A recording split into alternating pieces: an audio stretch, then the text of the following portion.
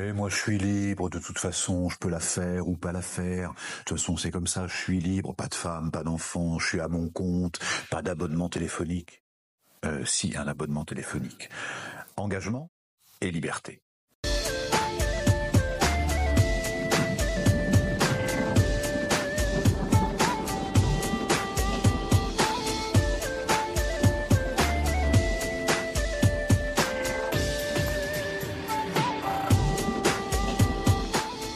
Bonjour, je suis heureux de vous retrouver pour cette nouvelle saison des Chroniques du Moulin. C'est vraiment un bonheur. Peut-être que nous suivez chaque semaine, peut-être que vous découvrez ces chroniques. Et aujourd'hui, j'avais envie de partager avec vous ce thème de l'engagement et de la liberté. Je dis et de la liberté parce que souvent, on se pose la question engagement ou liberté. C'est-à-dire, je veux pas m'engager dans le couple parce que je veux rester libre. Je veux pas dépendre d'un patron parce que je veux rester libre. Et cette notion de l'engagement et de la liberté, ça demande de prendre un petit temps quand même pour se regarder qu'est-ce qui nous rend profondément libres. Est-ce que la liberté vient de l'extérieur ou est-ce que la liberté est un sentiment?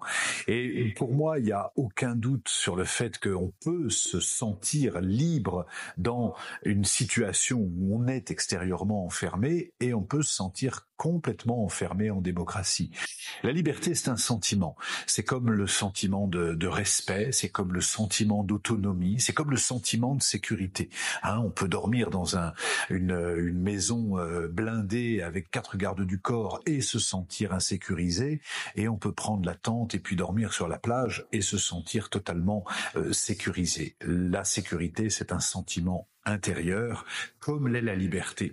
Et dernièrement, en stage, je faisais un travail comme ça avec les stagiaires où j'invitais chacun à regarder les situations où il était dépendant, les situations où quelqu'un était dépendant de lui, les situations où on était en codépendance et les situations où il était autonome.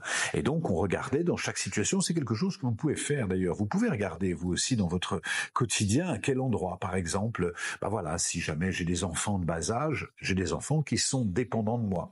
Si jamais je suis hébergé par un copain et puis qu'il peut me mettre à la porte du jour au lendemain, je suis dépendant de lui. Si jamais j'ai pris un appartement avec ma compagne ou mon compagnon, on est en codépendance. Et cette codépendance, elle peut être créative. Typiquement, on est à 2, on prend un appartement ensemble, plus grand que celui que j'aurais pu prendre en étant seul. Donc du coup, ça va être quelque chose de créatif. On part faire une randonnée. Toi, tu portes le sac à dos avec avec l'eau, avec le pique-nique, etc. Moi, je porte la boussole, c'est équilibré. Donc, on est chacun codépendant. Mais c'est une codépendance qui est créative. Parce que toi, tu as besoin de la boussole, moi, j'ai besoin du pique-nique, et donc, on est en codépendance créative. Il n'y a pas de souci avec le fait d'être en codépendance. Et si je pose ça, c'est qu'on a, pour moi, cette illusion et cette mode aussi qui est vraiment liée au développement personnel, de se dire on a besoin de développer notre autonomie, ce qui sur un plan est vrai, on a besoin de gagner en autonomie émotionnelle, en autonomie spirituelle, en autonomie sur tous les plans, on gagne à être en autonomie. Mais le fait d'être en autonomie, ça ne nous dédouane pas d'une autre loi fondamentale qui est la loi d'interdépendance. On est tous interdépendants. Si je fais cette vidéo avec vous, Laurine filme, donc j'ai besoin de Laurine. Elle a besoin de moi, et moi j'ai besoin d'elle. Codépendance créative.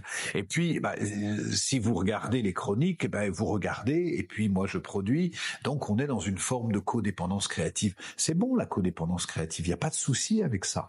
On a ici un abonnement d'électricité ou d'eau, on est dépendant de l'électricité. L'électricité est dépendant du fait que nous payons notre abonnement. Donc la dépendance, quand elle est vue comme ça, et c'est la même chose pour la codépendance, c'est la même chose pour la dépendance. Si j'ai une fille, par exemple, et que je lui paye ses études, elle est dépendante de moi. Si je paye pas mes études, si je lui paye pas ses études, à ce moment-là, elle peut pas continuer son cursus. Donc, elle est dépendante de moi. Mais moi, en tant que père, ça me fait du bien de lui payer ses études, ça me fait du bien, ça me nourrit dans mon rôle de père, etc. Et puis elle, en tant que fille, ça la nourrit aussi. On est dans une relation de dépendance, mais de dépendance positive. Où ça devient plus toxique, c'est par exemple si on part, allez, on va chez des amis ce soir, on prend ta voiture ou la mienne. Allez, on prend la mienne, elle est garée à côté, elle va plus vite, elle est plus confortable. Et puis quand on se retrouve à 1h du matin et que tu me dis, bon, allez, j'aimerais rentrer, ouais, ça va, c'est bon, on vient d'arriver, attends, je bois un coup, puis je bois un autre coup. Et là, d'un seul coup, l'autre est dépendant de moi. Il est dépendant de moi parce que le contrat n'a pas été établi.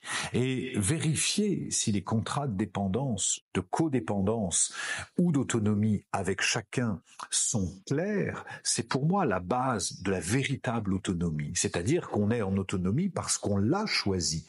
On est en dépendance parce qu'on l'a choisi. Si je vais faire, par exemple, allez, je vais faire de la varap, je vais faire de l'escalade, je vais être dépendant de mon professeur de varap qui va me montrer comment monter, qui va tenir la guinde, etc. Donc je vais être dépendant de lui et c'est ok. Si je fais pas cette expérience-là, peut-être je ferai jamais l'expérience de la varap.